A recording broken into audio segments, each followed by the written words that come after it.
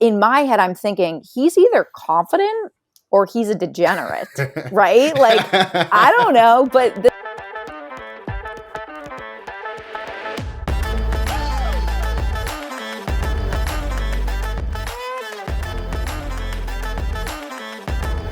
If you're someone who's ever wanted to start your own business, take your current business to the next level, live a happier, more fulfilling life, or learn how to have better relationships, this episode is for you. In this episode, I talked to Michelle Wax, someone with an amazing talent for starting and succeeding with multiple different businesses.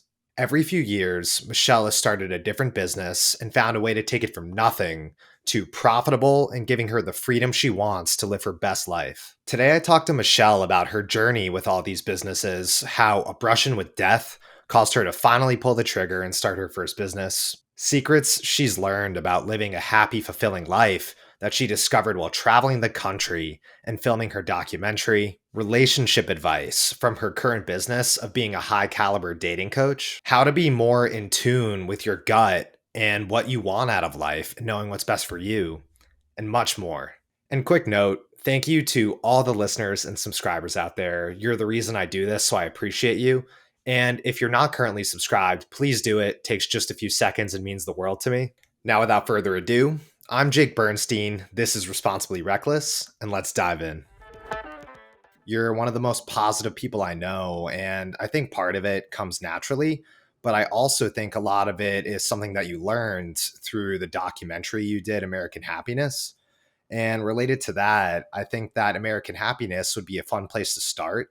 So I'd love if you could tell the listeners a little bit about American Happiness, what you kind of did there, and then after we can dive into some of the things you've learned. yeah, sure. And yeah, so to kick things off, in 2019, I traveled to all 50 states in my Jeep Wrangler, and I interviewed over 500 people on really how they created happy and fulfilling lives, regardless of their external circumstances. So obviously, like with anyone, right, we go through tough times, stressful times, challenging times. And I really wanted to discover, okay, how does someone go from not being the most fulfilled or the most happy with where they're at to creating the life that they want to be living? And I was particularly curious of this myself because I had externally built the things that I thought I wanted to do. Like I had built a company, was living in the area I wanted to live in, was in a relationship I thought was the relationship I wanted to be in, right? Or those things I was striving for.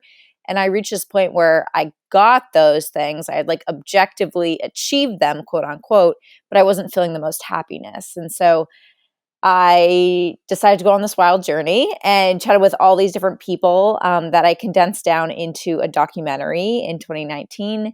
And then from there was able to expand it out to a brand to host workshops and events for companies and schools to really share the knowledge that I had gained through doing that process, or that journey rather.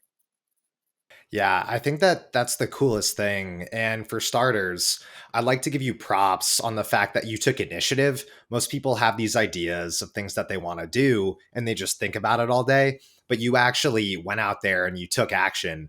And a little bit later, we'll talk about your habit of taking action and kind of the Ebola scare that you had and how that Mm, catalyzed you to start taking action. We'll get to that later, though. And then, second, another thing I want to point out is you had this thing you wanted to learn, how to be happy, what makes people happy. And what you did that most people don't do is you went straight to the source. You went to people who were happy and you went to go learn directly from them. Where a lot of us may go ahead and kind of in convoluted ways just read articles or Google things, stuff like that. So I think that that's a good note for the listeners. Whenever you do want to learn something, if you can go straight to the source, that's a great way to shortcut your success. So those are two things I wanted to point out. And then kind of going back to the documentary, I'd love to hear a little bit about some of the things that you learned along the way talking to all these people. Ooh, yeah. Oh my gosh. There were so many good stories, as you can imagine. And really, the two major themes that were really unveiled throughout the journey was number one, how your mind is interpreting what's happening around you or what's happening in your life is a lot more important than what's actually happening. Meaning, we have a lot more control over the meaning and the fulfillment and the happiness we're experiencing every single day, which is interesting because I feel like we're often taught and like really conditionally taught, or like also through school as well, and just really as you grow up, right? Often we're taught that you go after what you want, and then when you get what you want, you'll be happy, right? That's kind of like the simple direction or process to do so. And I think often when we reach certain accomplishments or achievements, it's a very fleeting moment in time, which it's good to hit, it's good to have the goal. But really, the emotional state that you're in as you achieve that goal, or even when you're there, is a lot more within your control than I think we're often taught or, to believe. And the second theme that I discovered was a lot of people, because I chat with people, young, older, like all different age ranges, relationships, jobs, all these different things. A lot of people had, when they discovered that they wanted to shift their life, they weren't feeling the happiest or the most fulfilled, they made some type of shift or change or like even like wild move that at first the people closest to them did not understand. Sometimes they didn't understand it, but they were supportive. A lot of the times they weren't even that supportive of it. They thought they were like taking a step back, or they were like, why would you ever do this? But they had faith in themselves and belief in it. And it really catapulted them into a new way of living, a new way of life. So those are the two major ones. And I think personally for me, a big theme, which is like so simple but so powerful, is that everything is going to be okay. Like, because I heard all these different stories, and like you were able to shift it and change it, and you're really in a lot more control of your reality than we're often taught to believe that we are. Yeah, so I think you highlighted two really great points there. One, perception is reality, where we can't control what's going to happen to us, but we do get to decide how we feel about it. Things happen, and then we decide in our brains, is this good or bad? But the reality is, you don't know what events will lead to what other events. You may win the lottery today and then get all that money, but because of all that cash, you may have some bad misfortune ahead of you. So we can't really decide if something actually is good or bad. And then additionally, you made a good point where a lot of these people might have been in a funk, living a life they didn't want to live. And then they made a lateral shift, maybe something drastic.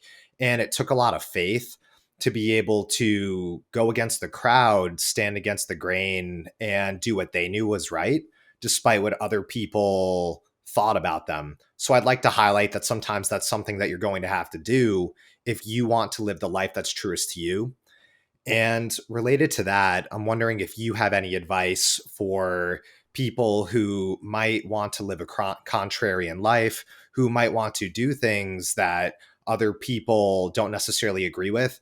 I know that you're a very independent thinker. You live very true to yourself. So I think this is something that you embody very well. Thank you. I appreciate that. And it definitely took time to like build up the confidence in. I think when you're doing anything new, there's going to just be that self-doubt and that unknown, if you will. But the more comfortable you can get with sitting with that self-doubt, or maybe it's doubt from other people in your life, right?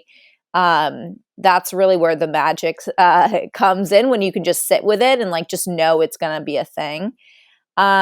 Yeah, so my advice, in if you want to shift or try something new, is to like start with the smallest shift that you could possibly make.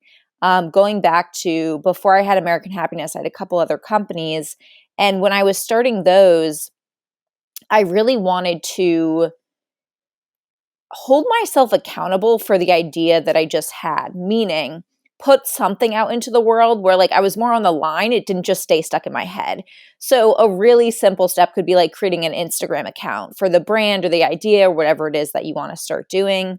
And just putting it out there, maybe even like following a couple of your friends so they actually see it, right? And they're like, okay, we're like holding her accountable to it, or him accountable to it.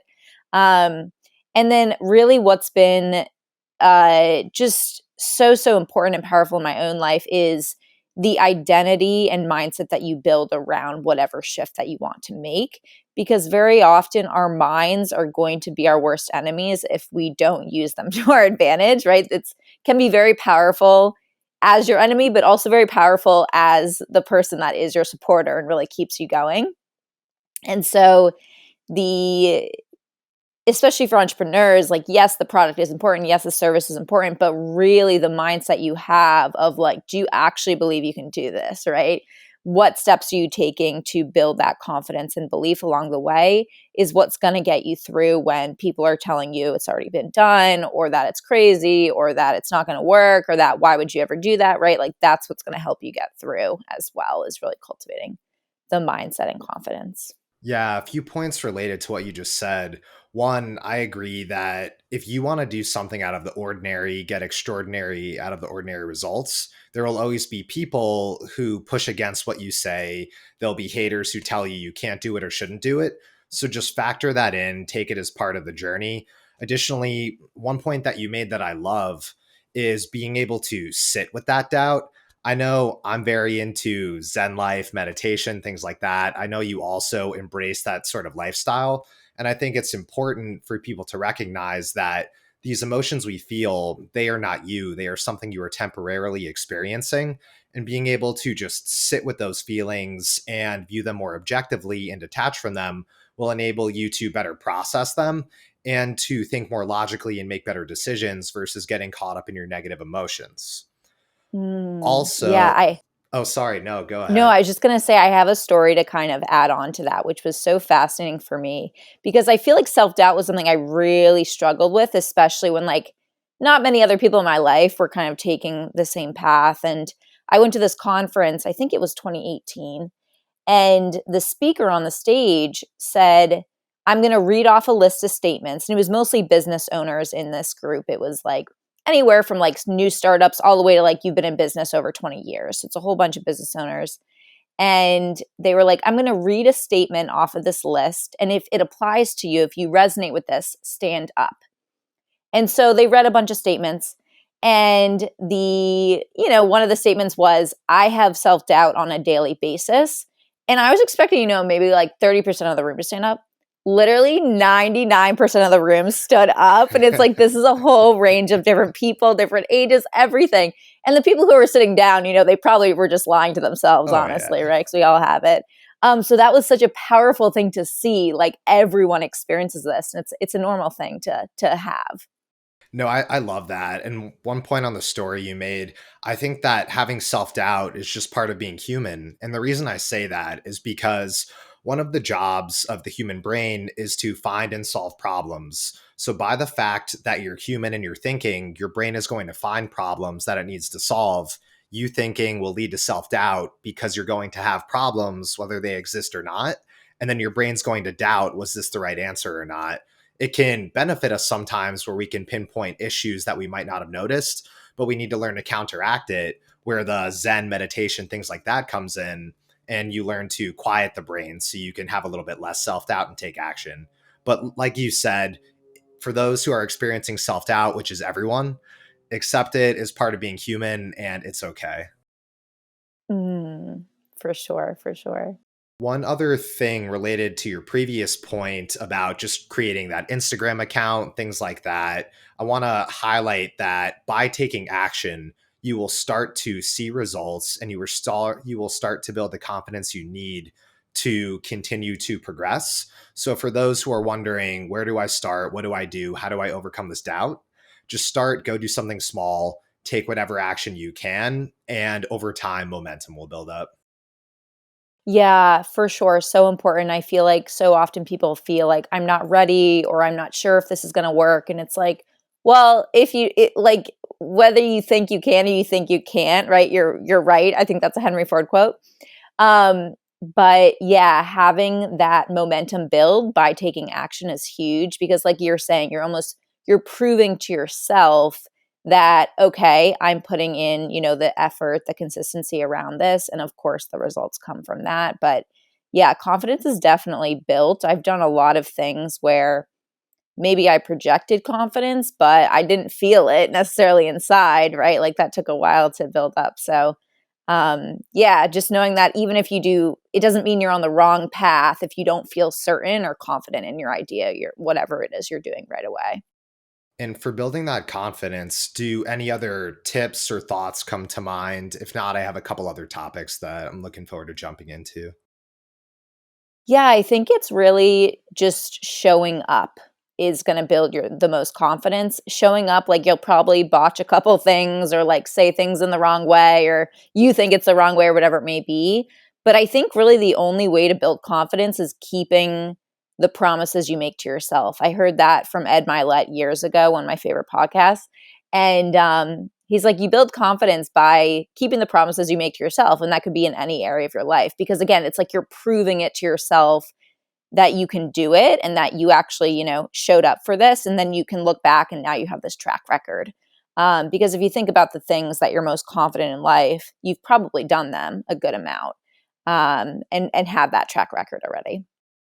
Yeah, I think that that's great advice for those who are looking to go out and start to build that confidence. And closely related to confidence, let's go back to mindset.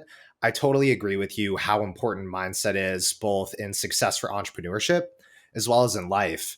And if you look at two people starting a business, a lot of times the only difference between someone who's brand new and someone who's a veteran entrepreneur is that mindset, how they think about themselves as well as starting businesses. So I'd love to hear a little bit more about your thoughts on mindset, how mindset kind of plays into your life, and if you have any tips on mindset. So we could start with any of those, and then I'll bring up the other ones as we go. Oh man. Yeah, so mindset's one of my favorite topics to start with because I feel like with all of the work that I've done, all the people I've worked with, like normally, well, let me start with this. So really what I found fascinating about mindset is the science behind like why shifting your mindset actually changes your reality. Because I think we can think about, oh, it's good to shift my mindset, it's good to have, more positivity or whatever it may be. But your brain literally has an area in the brainstem called the reticular activating system. And what it is a collection of neurons that is filtering your reality because we're getting so much information. I think it's something like 28 million bits at a time or something like that. And we can only handle like, I don't even know, like a very, very small percentage, like 0.001%. So your brain is always filtering, and it's filtering to what's important to you and what you're focusing on. And so really, if you're focusing on all the reasons why something's going to go wrong or why you can't do it, or all the negative things, that's very natural to experience as a human being. Our brains are wired to go negative, so that's kind of the interesting game. Um, but if you don't start to shift your mindset, this reticular activating system is not being used to your advantage. It's actually being used quite the opposite. And so, really, the simplest way to start shifting your mindset is to just become aware of your thought patterns and what you are thinking about day in and day out, as well as like, what's your first thought when you wake up in the morning, right? As you go throughout your day, when you get a stressful email, like whatever it may be. And yeah, I feel like the mindset piece is huge because it's just, how do I want to explain it? Because it's such a big concept, I feel like. But when you start to use it to your advantage, like things start to shift in your external world that sometimes doesn't even make sense necessarily. Like it's these synchronicities or these quote unquote coincidences where it's like, oh, like this person came to my life, or this person found me online. They somehow find my website when they really shouldn't have been able to, quote unquote.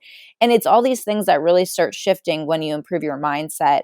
And also, it's just like a more pleasant way to live, quite frankly, right? There's a lot of negativity out there, and the world just skews negative, right?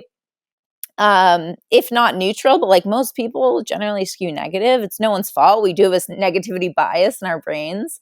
But as you shift that, it really helps you stand out in a crowded world in like whatever industry or whatever area that you are in.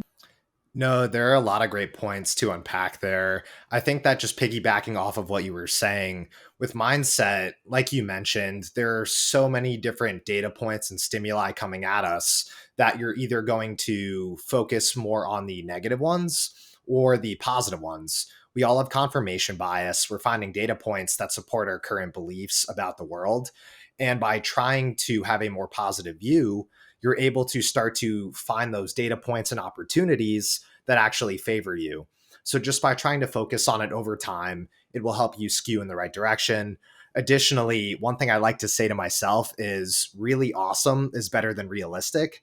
I'd rather have a happy, excited life than one where I'm feeling down and negative. Even if I get the same results with either, I'm going to have more fun living a positive life. So Mm, why not do that? And then going back to awareness, awareness is one big theme I really want to push on this podcast and show, because I think awareness is the key to so many of the problems that we have.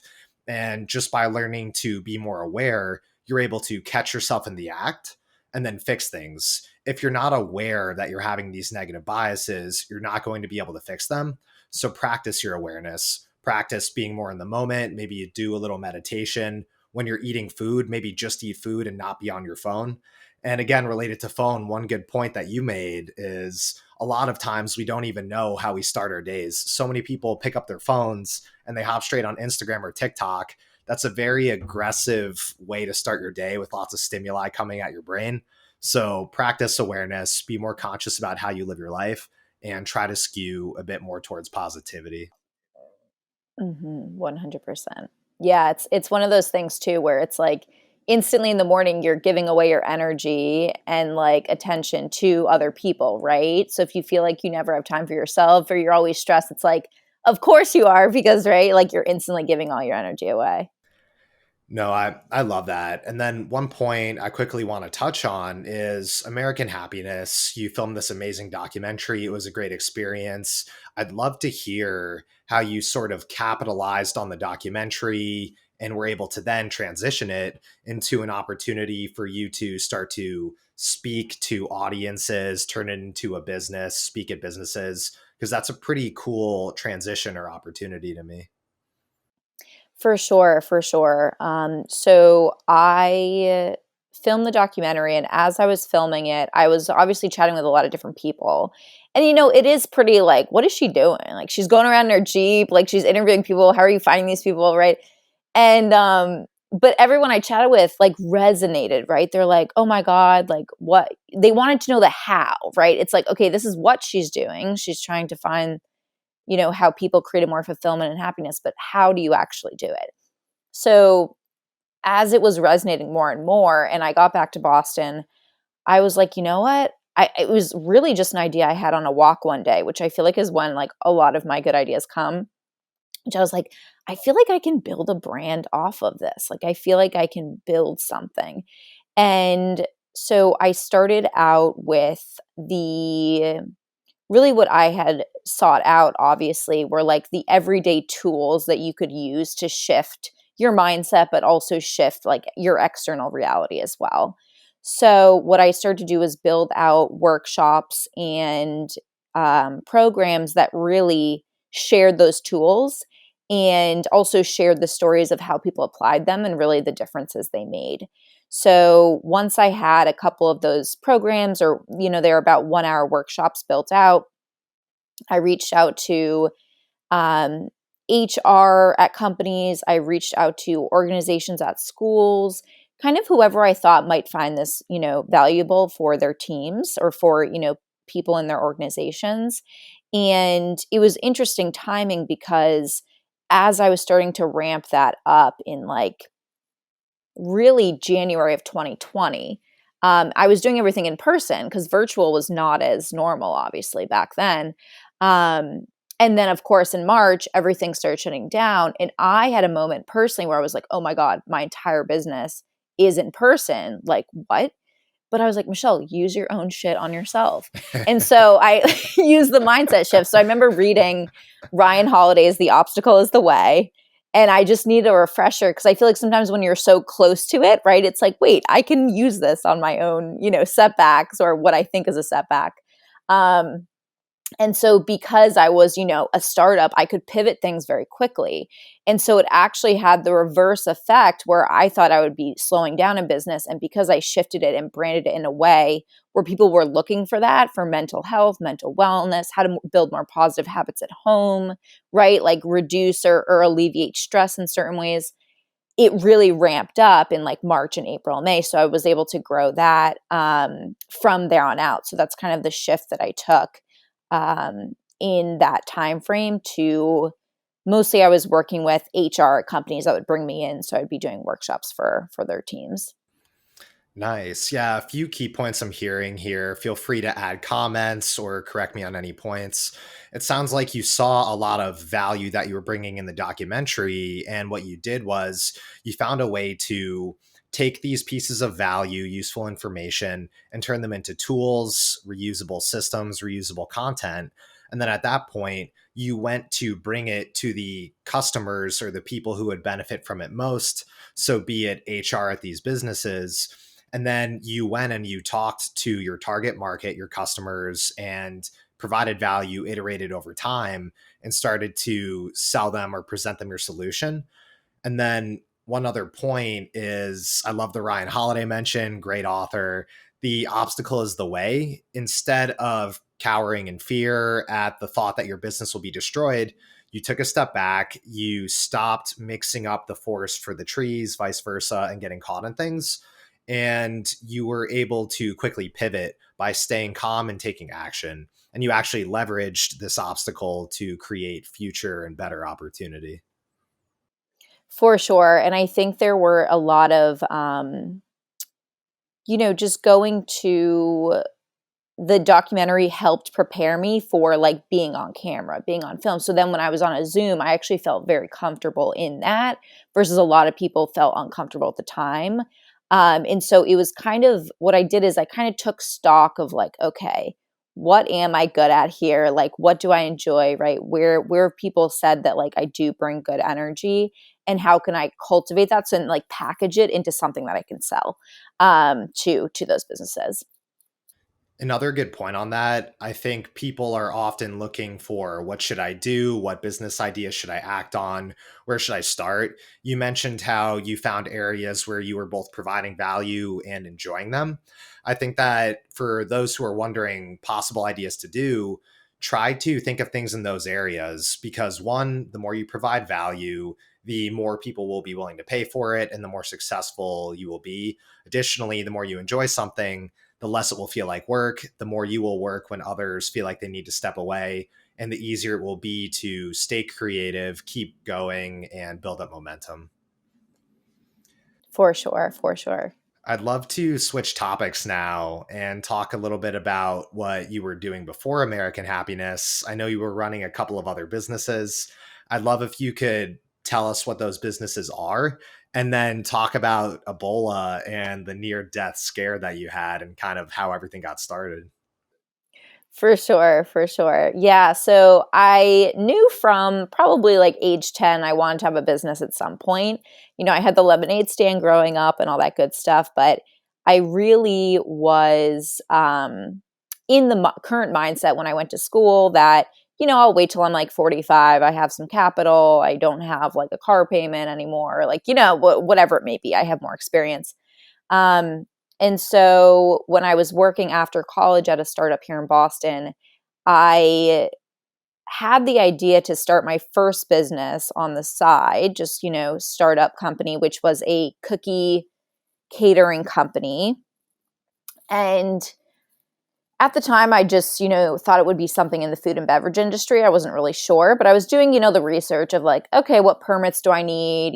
How do I actually get this off the ground? And I had been kind of pitter pattering around doing that research for close to a year, at least 9 months. And it was at the time, it was in 2014 when Ebola was a thing. And obviously now compared to COVID, it's like, I think there was like a few deaths, right? It wasn't like as blown as COVID did get to, but um, it was very big in the news and like the media cycle. And I remember coming home from work one day and just thinking to myself, like, Michelle, you've been researching this for close to a year. What if you, in some freak accident or freak incident, you get Ebola and then you die and you never even tried? And it was like a very dramatic thing, which I feel like I'm normally not at all. Like I'm very chill and calm person. But that same night, I got everything going. I like got out, whatever I needed to get the permits and to get going. And I started it from there on out. And I started really small. I was doing, I still had my full-time job. I was doing farmers markets on the weekends, selling online, doing pop-ups wherever I could. And it got to a point about a year and a half in where I had really reached the capacity I could do working full time. And it was very nerve wracking to think about, okay, could I do this full time? Could I build a team? Could I grow this? And yeah, I decided to go for it. I remember having a call with my younger brother who, he had never done anything like this before, but he was like, Michelle, he's always been kind of a rebel. He was like, Michelle, you can always get another job, but like, this is the time that like you need to know if like you can do this. Right.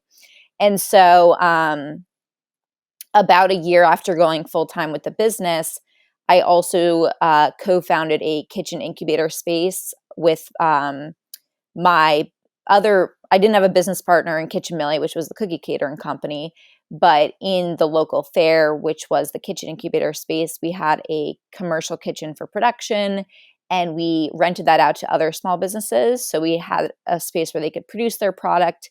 And then we also had workshops and classes and things like that, that we could really share how we started our businesses and help them with marketing and sales and all of that good stuff.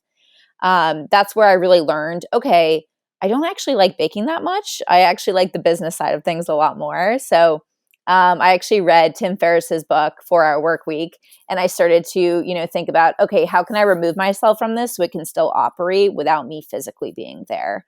So that allowed me when I had the opportunity or when I had the idea for American Happiness to really step away and film it.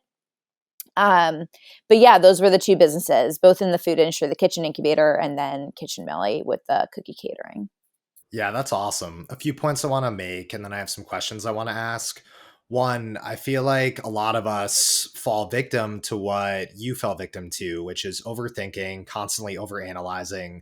I just need to research this one thing, and then I can finally get started. You found a way to inject a sense of urgency into your life. I'm going to die. And by doing that, you were able to force yourself to start to take action. So, for those listening, find a way to add some urgency to what you're doing. Think about the negative repercussions that will happen if you never act on your goals and you let years pass. Additionally, I love that you leveraged your cookie business to start the kitchen incubator business. And this is great because whenever you're hopping on a new opportunity, the more you can leverage existing experience, knowledge, and resources, the better your chances for success. So the fact that it was a related business just made you that much more likely to succeed at it. And additionally, you mentioned how you learned through this experience that you really enjoy the business side of things more than the cookie side. The only way we can learn, truly learn, is by doing. So you need to get out there, experience things for yourself, and you slowly pivot over time to have more of a life you want. Where at first you start with the cookie business, you realize you like business more, you have the kitchen incubator, and then you keep on adjusting and building the life of your dreams a little bit more and more each day. For sure. I feel like that's so important too, because right now I'm also working with a lot of students at University of Connecticut. So I'm their entrepreneur in residence there.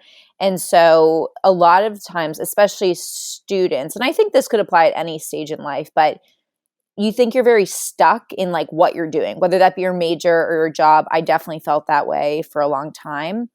But sometimes you can't even fathom like what you're supposed to be doing, quote unquote, or what like the dream is until you've taken that next step. Like I could never fathom American Happiness until I had built up that cookie company, right? Because I thought that's what I wanted to do.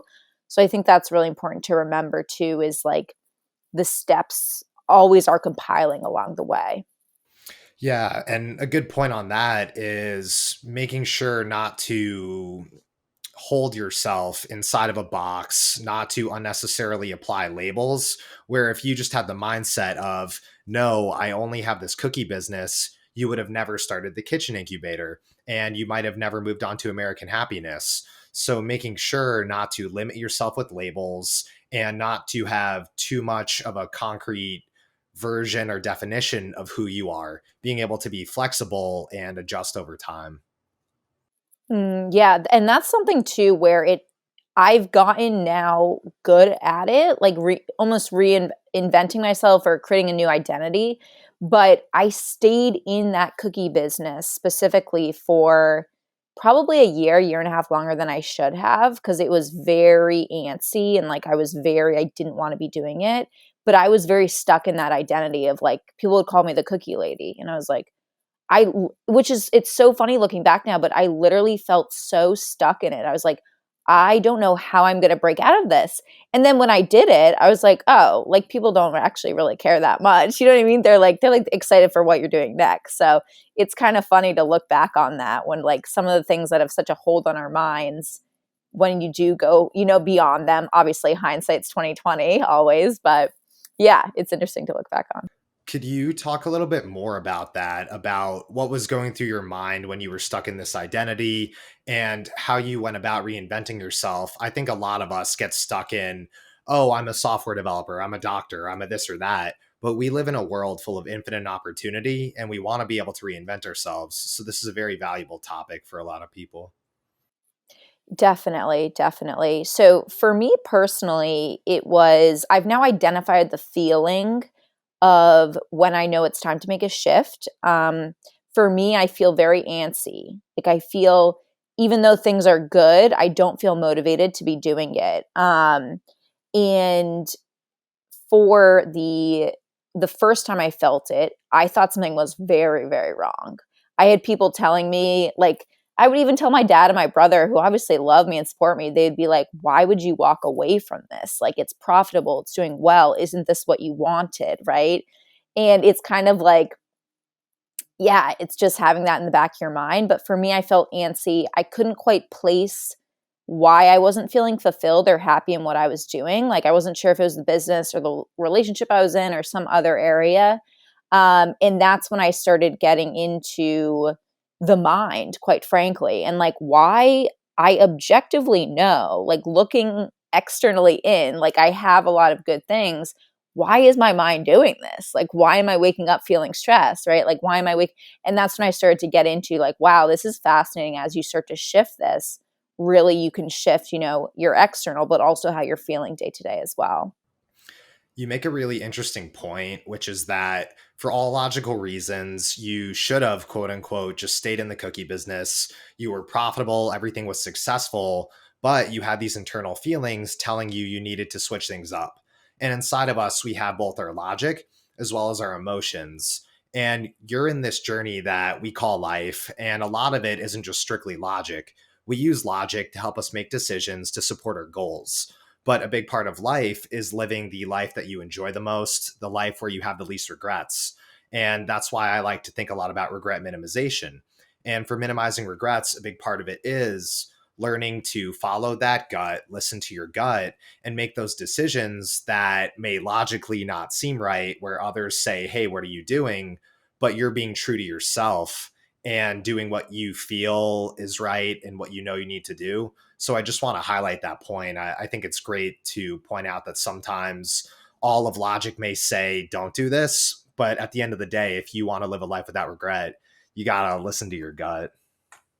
Yeah, I love what you said about the regrets, because I think so often people think of the risk of doing something, right? The risk of making the change or stepping into that or whatever. But people don't think about the risk of not doing it, right? Or not, changing anything. And then it's like 2 years, 5 years, 10 years, like the end of your life, and you never actually went after it, or you never even tried to do it. So that's something I always like to think about. Kind of the counterintuitive might be the wrong word, but it's almost like the counter way of thinking about something. I'm like always thinking about that. No, I love that. Yeah, most people just think about risk of what are the potential negative effects of me doing this, but they don't think about the flip side of the risk of not taking action, because no action is still a form of action and there will almost definitely be some negative results. So you're better off taking action and having things on your terms instead of life just throwing things at you. Yeah, and with taking that action, right? You never know. You know the first step, but you never know what the 17th step is going to be, right? Or like where that's going to lead you. And if you never take that first step, the fifth step is never even possible, right? Or that 17th step. So, yeah, it's interesting to think about. Do you have any thoughts around following your gut or any advice for following your gut? I feel like, again, you're someone who's very in tune with how you feel, your mindset, visualization, and things like that. And that's something that people who are very type A into self improvement don't often focus on, but can benefit a lot from as well. So I'd love to hear your perspective on those kind of things. Yeah, so for tuning into the gut and really your intuition, this is something I've gotten more and more into the past couple years, and things have gotten so much more in flow when you start paying attention to it and actually listening. And I think that inner, it's different for everyone, but that gut knowing, that inner voice, whatever you want to call it knows a lot more. I'm getting like chills with this because it knows so much more than like you can consciously comprehend. And so the strongest, or one of the I have a couple of these, but one of the strongest examples of my intuition and listening to that gut feeling was when I had the idea to film American Happiness, because it was the day after 4th of July. I was feeling like annoyed at life. I was feeling frustrated, and I closed my eyes on my couch for a second, and I literally saw it, like my intuition like put that vision like in my head. And I could have easily ignored it. I could have easily just been like, oh, it's a cool idea, but like, I don't know, I don't have the money or I don't have the time or whatever it may be. But I felt like, so for some reason, I paid attention to it, and that led to so many other things. Um, I have like a lot of examples of this, but another one is when I was living in my old apartment in Somerville, and I was planning on moving like the following September. As you know, in Boston, most leases are September. And in January of that year, like I was just chilling in my room, and I got this hit where it was like, look on Craigslist right now for an apartment. And I was like, what? But I look on, and because it was still weird times during COVID, I was able to find this amazing apartment for like an incredible price, like an incredible area that simply wouldn't have been available later on. And that like led to me meeting my boyfriend in the same area. It was just like all these different things go after another. Um, and so it's hard to, with all of like the noise of the outside world, you really have to get quiet to start hearing that. And so I know you're obviously into meditation, as am I, but often our intuition or listening to that gut feeling, it can almost feel like I'm actually taking a whole course in this right now. It can actually feel like we're making it up because it's in our subconscious, which is linked to our imagination. So it like, sometimes it's like, wait, am I actually supposed to be listening to this, or is it just made up, or whatever it may be? But the more that you practice it, and you can start like tuning into it in small ways, right? It doesn't have to be like a drastic decision.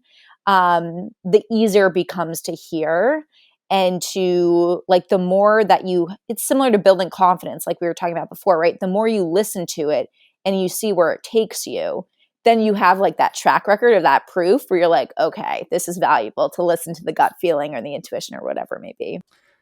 Yeah, I think people can think of it like a muscle you're learning to use that you haven't used before. When babies are learning how to walk, they fall a lot, but then over time, they get better at using the legs, those muscles. And by practicing using your gut and being aware of it, over time, you can have a more fine tuned sense of what it's telling you and be able to act on it and take advantage of it. And then again, just highlighting the benefits of the gut, we often mistake our consciousness for us. We have the paradigm of, oh, I'm just a brain inside of a body. But you have this whole interconnected system that's developed over time, millions of years of evolution, and there's a lot of intelligence in there. Your conscious brain isn't beating your heart, your subconscious is. It's controlling all of the cells in you, all of the nerves. Obviously, there's a lot of intelligence going on that we often neglect. And by being more open to it, you can learn how to tap into these things. So even for those who think this sounds a little crazy or woo wooey, just give it a shot. And over time, the data will prove that it works because you'll see the positive benefit to it.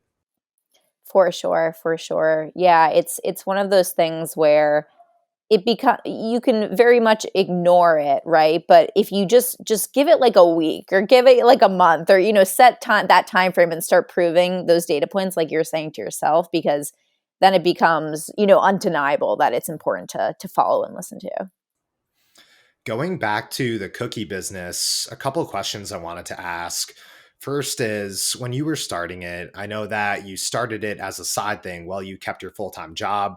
I know for a lot of people, they're deciding, oh, do I just quit my job and start this business now? Do I do it on the side what was going through your mind and why did you decide to start it on the side versus just saying, screw this, like, let me just throw everything away and just jump right into the business full time? Yeah. So the simple answer is the financial piece of things. Like, I think I was 23, 24 at the time.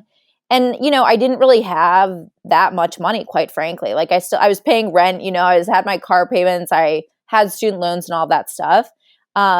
And I didn't feel like I had enough of a buffer to simply quit my job. And I think with the side component of it, like being able to do it at a slower pace or more organic pace. Because I could have easily, probably taken out a loan or, there's other ways to get money if you wanted to do that if you didn't have it. But um, it allowed me to become like very resourceful. I've definitely been that my entire journey in the entrepreneurship space, but like resourceful in building and like creating opportunities from very, very little. And that's something I enjoy, is like creating something from nothing and like, okay, I have this, how can I turn it into this? And that's something that helped me a lot with, no matter, because I've had like a lot of money, I've had not much at all. And it's like, it kind of comes down to, okay, how can I make what I have work with like what I'm trying to build and what I'm trying to grow. Yeah, and highlighting one good point, you analyzed the risk before jumping in. A lot of people get so excited about their big idea. They're like, I just got to quit my job and jump in full. Entrepreneurs don't take unnecessary risk. They take the risk needed, but they minimize risk and then they do what they have to do. So, for those who are thinking, do I jump in full time? Do I do this on the side? If you can afford to minimize risk by doing it on the side, that's a good approach. And then additionally, if you're not willing to work nights and weekends on your side thing while you have a full-time job, what are the chances that you're going to start to spend 40 hours a week out of nowhere on this business? So it could be a good way to slowly ramp things up over time. Yeah, and just I feel like in the beginning of most companies, or at least the ones that like I've, listened to podcasts about or, have started myself, where it's like at the beginning especially, you have to tweak and pivot things to what you're learning, right? About your product, about your service, about your customers. So when you're able to do that, when it's like fairly, you're not spending millions and millions on that component, right? Then when you do find the process or what is selling, what is working, then you can go like amplify that right away. But sometimes it takes a bit of, most of the time I would say, if not 100%, it takes a bit of tweaking at the beginning, both like within yourself of like, okay, what is the brand here, what am I selling, what am I creating, as well as letting people know about it and sharing it and things like that. Because of course there's potential for something to go viral, but more often than not it takes like more consistent processes of building or growth or exposure. Yeah, not expecting those big virality, big hit wins, but focusing more on consistency. How do I day by day grow this business a little bit until over time growth starts to increase and momentum is on your side? For sure, for sure. And when you did eventually make the leap to doing your own business full time, what was going through your head and what made you decide to actually go ahead and make that leap? I know that it can be scary for a lot of people. So it's interesting to hear what you were thinking and why you did it.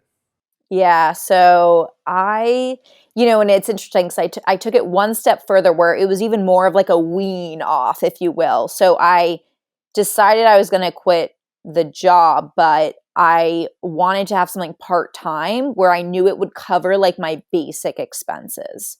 So what I ended up doing is, it ended up working in this pretty synchronistic way, or I don't know if that's a word for it, but I was working in account management and they were really like, I knew they were kind of short staffed, and then like I was the one who had been there the longest. And so when I left, the CEO asked me like, hey, we'll let you like work from home, which again like was not a thing in 2014 really.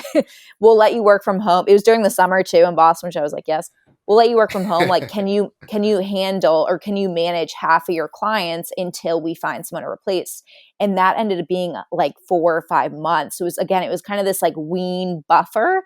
And I did like a little bit of other things too. Like I did Uber for a little bit. Like anything that you can find where it'll relieve, if finances are a component, right? It'll relieve that pressure, because I think that often can like not force us, but like can push us to do things we might not otherwise do if we didn't feel that pressure in our businesses. That can be really helpful. So I like got like started on the side, then I quit the job, and then I kind of like reversed it where I was working more on the business itself. And then I had kind of like the side thing going until I was able to take it entirely full time. That's smart. I like that you slowly made the transition, both ramping up as well as ramping down on the other side. So I think that's a great example for others who are looking to run their own business. One question I want to ask is, I know that in our conversations, you and I have talked, you've mentioned how you sometimes have had moments of doubt where you've thought, oh, should I just go back to a day job? I know that that's something that a lot of entrepreneurs can feel when times get tough. I'm wondering if you could talk a little bit about moments where you have felt that, and then what went through your mind and why you decided to continue to do your own thing. Because I know that there are pros and cons to both approaches. Pros to having the life that you do, as well as pros of stability of like 9 to 5, more standard life. For sure. Yeah, I think the biggest thing for me that I feel like has literally only just started to click in the last 6 months or so, it has been that consistency. And like my if I want consistency in the business, I have to be consistent, right? Like you get what you put out. Like I'm learning that so much. And I feel like we've all heard that, but like I don't know. It's such a simple concept, but the more and more you do it and show up consistently and whatever it may be, you're going to get that back. So, yes. So in terms of the job, so I feel like there was a brief time. It was right before I was ramping up American Happiness, and I literally did get a full-time job for 2 months, and it was, quote unquote, a really good job to be having. It was a remote job at the time, and the people were great and all of that, but I felt again that like antsiness that I mentioned before. And for me personally, I was like, yes, I'm getting a paycheck, but the emotional like energy and frustration I'm feeling like didn't seem worth it for that amount. Maybe I don't know, maybe if they'd been paying me like triple that and maybe, but I feel it was funny too because my friends were like, yeah, like I didn't think you'd last more than 3 months there. So I think it was just like for me personally, I value the freedom and flexibility more than like some other people would. More like sometimes people value more of like that security, that consistency, right? That comes with that. But for me, I felt like my soul was like just draining. And it's not like it was a bad job even, right?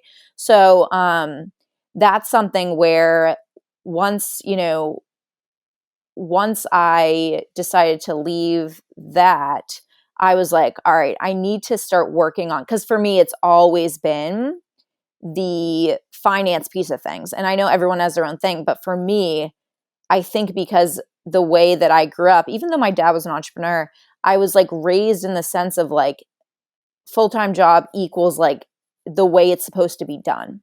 And so I almost didn't believe fully that I could have that consistency in my own business, in my own company. I was like, oh, this is just the way it is.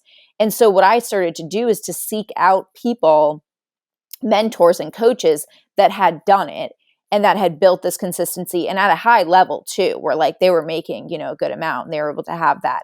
And that's really when I started to observe like, okay, people that are in similar industries or what I want to be doing, this is how they're doing it. And I started to shift into those methods and strategies. So I think that's really valuable for any area that you want, is like to find someone who's done it in a way that you resonate with.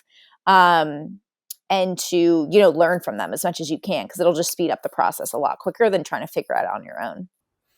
And what were some of the things that come to mind as far as consistency goes? Because entrepreneurship, people often think of it as ebbs and flows, very risky. So being able to add some consistency is definitely a huge benefit.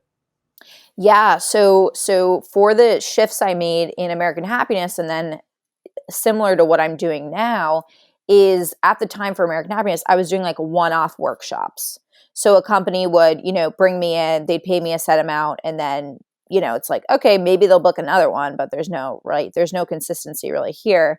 And so I started doing packages of workshops. And so it was a minimum of, I think I had a minimum of 4 workshops, and it was X amount. And I was like, okay, if I sell one of these, right, I have consistency for this.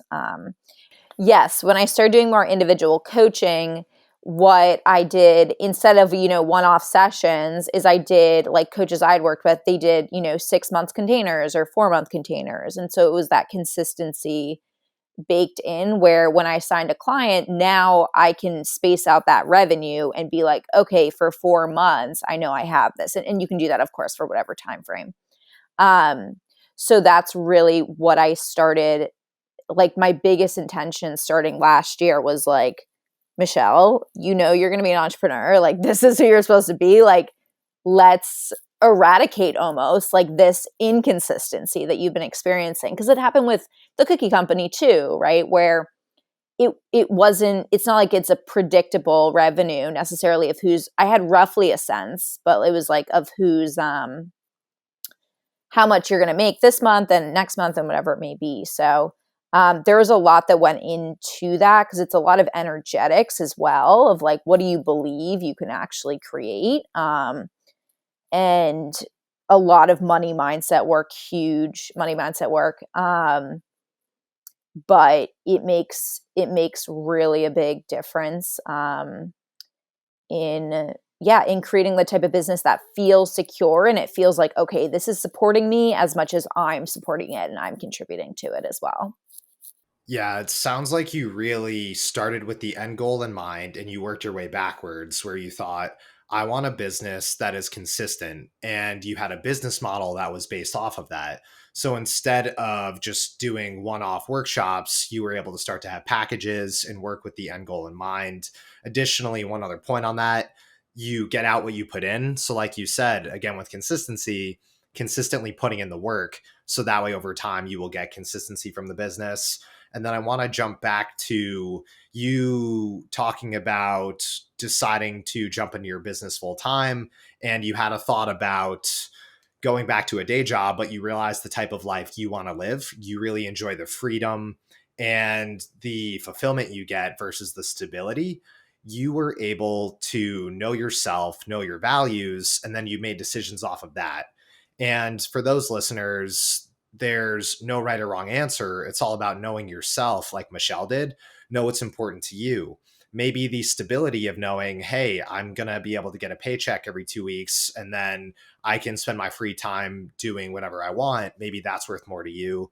So being able to know yourself, not feeling bad about what you want, and being honest with yourself.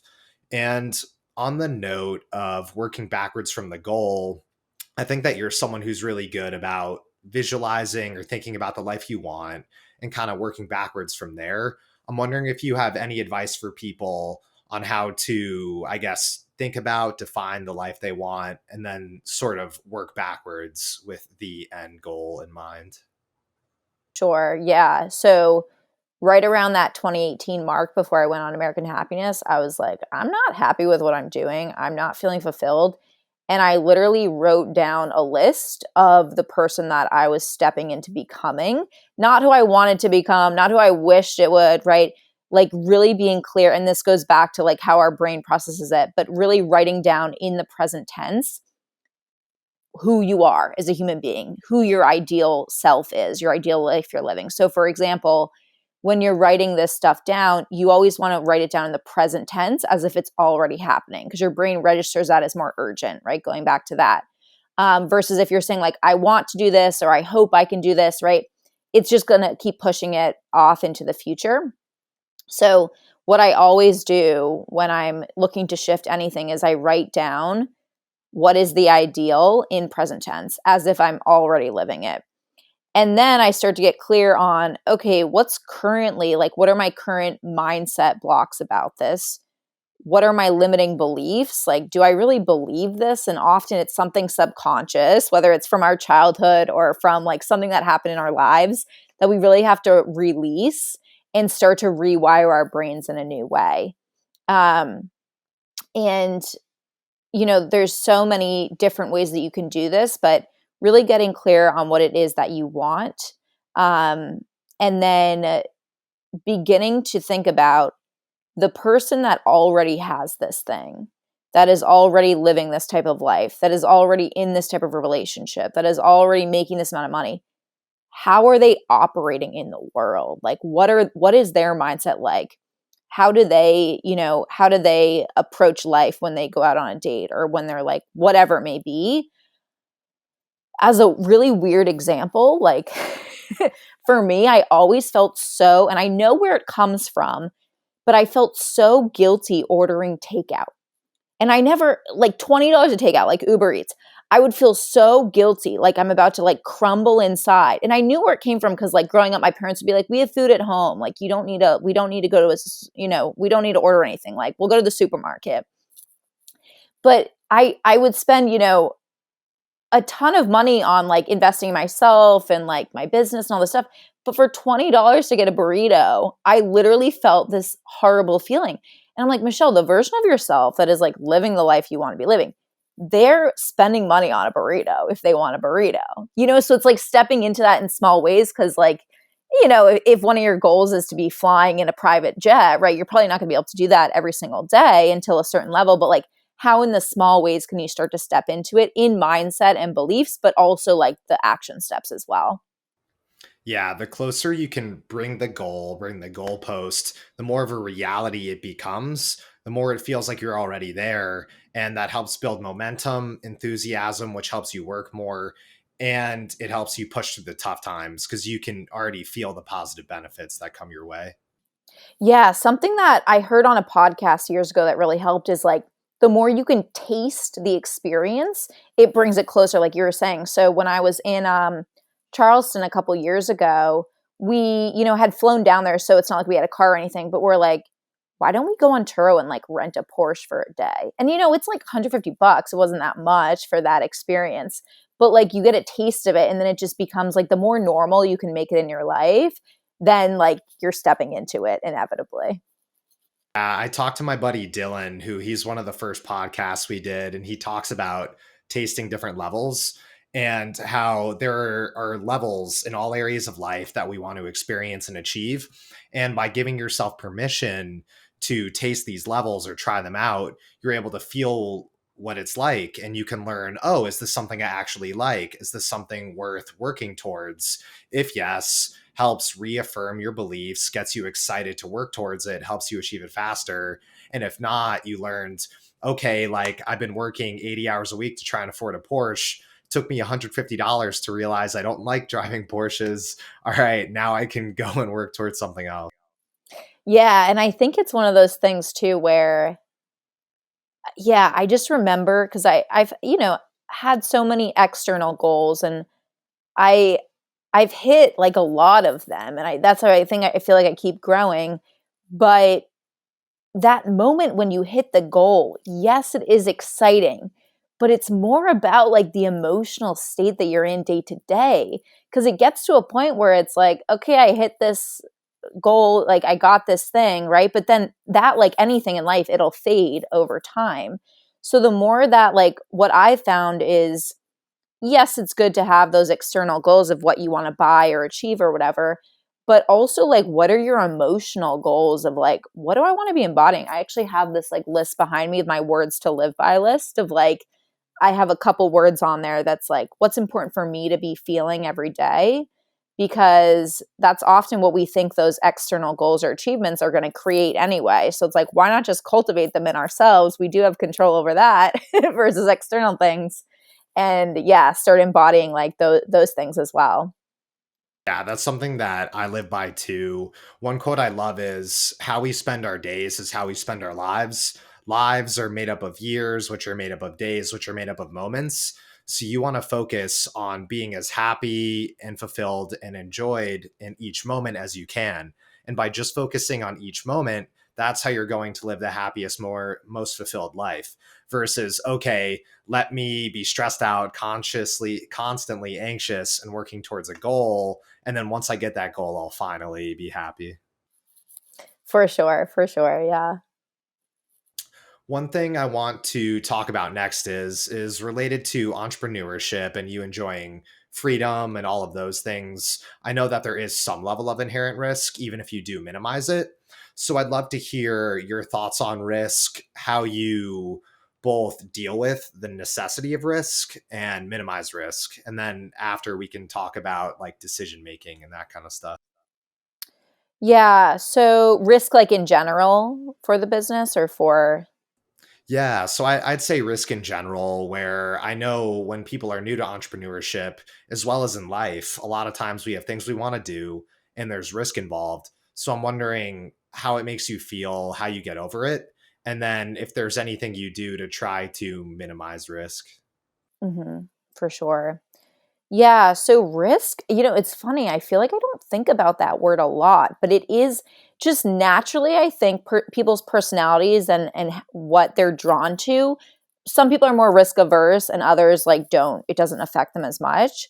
I feel like it doesn't affect me as much as other people, or perhaps it did, but I don't really think about it as much anymore because I know whatever does happen, I can like grow from it or tweak something or get myself out of that risky situation. Because like now a bunch of things have gone wrong in my businesses and just in life in general. And I'm like, okay, I shifted this. This isn't ideal, but I can, tweak it. So I think building that trust in yourself is really important because we can't predict the future. It's a lot. Most of life is uncertain and unknown. So like really where what I come back to is like trusting myself, trusting that no matter what happens, I can shift or, improve from it. Um, in terms of like minimizing risk, I think what we were talking about before is what I'll do often is I'll kind of do an audit of what is working currently. So this you can do this in life, but also in business, where I did this at the end of the year with my coach, where it was like, okay, what has brought in clients? What does feel good right now? And you can do this at any level you're at. And then just going more in on that because it's like again, you're just proving that track record like this is working. How can I amplify it? Right. Versus trying out all these different things or like focusing on like what isn't working and trying to change it, unless that's like the core of your business, maybe. But yeah, that's something that I like to do is zone in on that and then just say, okay, do I enjoy doing this? And if so, like how can I just go more in on it? Yeah, I'm hearing how over time, by taking action, building trust, you start to become less fearful and desensitized towards necessary risk, realizing it's just a part of what you do. And you actually switch your focus, where instead of focusing on the possible negative outcome, oh, I may waste time or lose some money, you focus on what it will lead to and where it can take you from there. Yeah, yeah. Oh, no, yeah, go ahead. I was also just going to say one other thought I had was like if you're in a state that you're not feeling good about or you're like, ah, there's more here or like I want to do the like I feel like it's riskier to just keep doing what you're doing, quite frankly. Because it's like the famous Einstein quote, I think. It's like that doing the same thing over and over again is insanity or expecting a different result is insanity. So I feel like often going back to what we were talking about before, like sometimes the riskiest thing can be just keep doing what you're doing and not actually shift anything or change it or try something new. Last thing on this topic, and then I want to switch gears, is talking about decision making. I know in our prep call, you were saying how you've over time become very good at decision making, at least as far as business goes. I'd love to hear any thoughts you have around how decision making, how to make good decisions, or anything else that comes to mind. Yeah, so this I feel like making decisions, yes, there's the weighing the benefits and all of that and the strategy, but it's also a lot of when you do make your decision, like being confident in it and not being like, oh, I should have done that, or what if that would have happened? Because like I think it's a Peter Crone quote. I might botch it, but it's something like the decision you made is the right decision because you didn't make it any other way. So it's like just going like that's such a mindset thing that it's like so many people dwell on what could have been or what should have happened, but that didn't happen. So it couldn't have happened any other way. And so I also read like years ago that like successful people make decisions quickly and they don't like overthink or over doubt themselves, and just go with it. So I think paying attention to two factors, like first of all, like the more like logical pros and cons, like, okay, what can this help me with? But then also paying attention to like that gut feeling, because sometimes something that looks good on paper could be the wrong decision if it doesn't like feel right. And then on the reverse, like something that seems like, ooh, maybe this is a bit of a stretch for me in my budget right now, but like it feels like that's really what I need. Um, to grow and expand. Those are two different areas to pay attention to, and like not to negate one over the other necessarily, along with building the belief of the decisions I'm making are leading me to where I'm supposed to go. Even if it's like a setback temporarily, or, you know, something in this area happens, right, that leads you astray for a while. Ultimately, what you learned from that, right, will lead you back on the path, or was a part of the path the whole time. Yeah. And one point I just want to highlight for what you were saying, a lot of successful people, they make decisions quickly. They just make those decisions. A lot of the decisions we have to make, we can course correct after. So decide if something is something you can course correct after. And then even if there will be negative repercussions to it, time box your decision and then just go with it. Because it's more important to make a decision and keep going than to spend a ton of time over analyzing. This goes back to one topic that I talked about in a previous episode, OODA loop, which is basically this concept that a famous fighter pilot followed, and it was how he won the majority of his dogfights in, I believe, less than 90 seconds. But it's the idea of observe, orient, decide, act. By taking action, you're able to get data, and then you can make your next decision in a way more educated way than to just sit there and overanalyze your first decision when you have no actual data. When you're overanalyzing, you're making a bunch of assumptions. So get out there, take action, get data, and then at that point, you can make more educated decisions. I love that. Yeah, because it's like the other decision that you could have made, like you don't know how, you're never going to know how that would have turned out at that time, right? So it's like, I love that. What I'd love to jump into next is what you're doing now. So I'd love you to tell the guests or tell the listeners a little bit about what you do now and how you transition to it from American Happiness. hmm So now I'm a high caliber dating coach. So I help people that are feeling frustrated or challenged or not getting the results in their dating life to elevate their mindset, their confidence, and of course, their practical strategy as well. So I work with both women and men. And really how I got into this, now that I've shared other things, is I started to feel that same antsiness with American Happiness. And I wanted to go deeper with people because like I said, I was coming in, to HR. I was doing like a 1 hour workshop. I could see it was helping, but personally I was like, I want to go deeper with people. I want to go like further. And quite frankly, for like close to a decade, I feel like I had been doing it unofficially. And it's something that I had always wanted to do, but I couldn't necessarily ever make the tie into American Happiness and what I was doing at the time. And so what ended up happening is I was on a call with my coach before I started, and I was just like, I don't know what it is. I'm feeling so frustrated.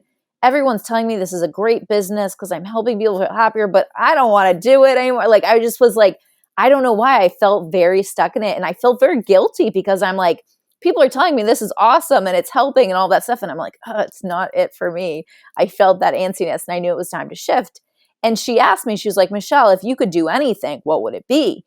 And my gut response was, of course, I would do dating coaching, but I couldn't figure out how to tie that into American Happiness. And so I just said, I don't know. And then what ended up happening is I got pretty sick a couple months later. And, when you're sick, like, had a bad fever and like, I don't know, for me, I'm just like contemplating my life. I feel like a failure. I'm just like, what am I doing? And I literally was like, Michelle, you need to just start creating some content. You need to, like I mentioned at the beginning, right? Make the Instagram handle, like make the account, put out a reel, put out a story, whatever it may be. And I did that. I think I had like 10 followers at the time, probably half of them were like spam accounts, right? And I got a DM from this girl that I had gone to high school with. I hadn't talked to her in like 15 years. And she sent me a DM being like, Michelle, I'd love to hear about this. Like, I'm really struggling. And that was like literally a week after I started doing it. I was like, this is a sign from the universe. Like, how did this girl even find me? I hadn't told anyone at that point. And so that was my first client. And then like the way that I've grown it so much in the, the time that I've been doing it, that it's just like been a very organic growth, but also I've obviously taken like everything I've learned from the other businesses and applied it to it as well. So yeah, it's kind of funny because like I had the idea for it years and years ago, but I just like didn't fully believe that I could step into it at the time. And I think like everything like that path, right, it like all led me to here. Yeah, and I think it's interesting how we'll have these ideas of things we should do or want to do in our lives, and we're always like, I'll get to that one day. And then eventually it is the right time where you develop these skills over time, became the person who you are, had the right identity, and at that point you can capitalize on things. So not letting go of these things you want to do, keeping them in the back of your mind, and being aware of the opportunities in front of you, how you're growing as a person, and eventually right time and skills will meet that opportunity. And then you're finally in the right place to act on it like you did Mm, now. definitely. Yeah. Paying attention to, because like the things that excite us, they aren't random, right? They're connected to something that you're supposed to be doing or to like, in some way. And so just not pushing it down, right? And like maybe it does take some time to get you to that spot where you're ready to take action, but making sure that you're following what does excite you. And I love that this is what you're focusing on now with the dating coaching. I think this is such a valuable area. And I know that you and I have talked about how this is one of the most important areas for almost everybody in life. And yet somehow this is something that we're never taught as kids. You take home ec class, you learn how to make cookies, but you never know how to learn about dating, how to go about getting what you want, or being able to authentically present yourself. Yeah, definitely. And like it's such a vulnerable area of life. Like relationships probably the most vulnerable. And a lot of people, myself included, do not have good like a good role model, never like let alone being taught anything, right? Like my parents definitely no thank you. I would not want to end up. They're great now. They're much happier now apart, but yeah, like simply we don't have that necessarily. And even if you do, right, it's not like you really saw your parents dating probably, right? At least in the beginning. So yeah, it's one of those areas. It's just kind of a weird area of life. We're just expected to know it, but it's like how, right? And then people feel like bad about themselves or whatever it may be because you don't. But yeah, it's an interesting area. Yeah, and I give props to everyone who is self-aware enough to realize this is an important area to me, maybe one of the most important, if not the most important. Let me go out and work on it, seek help, despite the connotations around it or the worries that you may have. Because, like Michelle mentioned, like you don't know what you don't know. You haven't been taught this. So go out and learn it. I think that that's amazing. So for anyone who's thinking about it, like don't be afraid to go seek help or go have someone help speed up your learning process. Yeah, because like a lot of the things too that I teach with the dating coach, or not even teach, but like guide people through is um it's compacted down from the American happiness journey, right? Because I was chatting with people not just about their careers, but of course their relationships and like what they shifted when they were divorced or when they were in this spot where they couldn't find someone, like what did they do to shift that? And so a lot of it is it's the psychology of dating and strategy, of course, but a lot of it is the mindset and approach that, like, how do you feel about yourself? How do you feel about other people, right? What do you think is available to you or not available to you? And so we really start with the internal piece of like, let's write down, going back to like, how do you create what you want? Let's write down what it is you do want. And then let's start to step into who that person is, right? That's going to attract that in return. So it's a lot of, it is focused, of course, on dating, but like literally everyone I work with is like, it transfers out to all areas of life, and it has this beautiful trickle effect out. No, I'm with you because so much of dating is really just becoming the best version of yourself, learning how to get rid of your unconscious biases, how to be aware of what you want, your needs, those kind of things. So it definitely does not just apply to dating, but applies to almost everything. For sure, for sure. Related to us not being taught this when we were younger and a lot of people figuring this out as we go, what are some common challenges you see from a lot of people as far as dating? Are there any common problems, common mistakes? I'm wondering what comes to mind. Yeah, so the biggest one that I see is the negative mindset. And I think it's easy to get sucked into because there's a lot of, I mean, like the world, there's a lot of negativity, right? Like it's funny because I work with both women and men and both of them are being like there's no one good left or like the dating apps suck, there's no one good. And I'm like, well, I see it from both sides, which is kind of like fun and like it's helpful to share too. When I'll do like virtual events where people from all over the world, both men and women are on, they're saying the same things, right? Um, so yeah, the mindset piece is huge. And then I think it's once you've decided, okay, this is what I want to attract into my life, this is the type of person I want, really becoming that person that would attract that in. So we don't attract what we want, right? We could say we want all these different things, but you really attract who you're being, and really how you're showing up. So I always like to, compare it to if you want someone who's optimistic and excited to get to know you and an interesting person that has a lot going on, you need to be optimistic and excited to get to know someone and right has a lot going on, an interesting human being.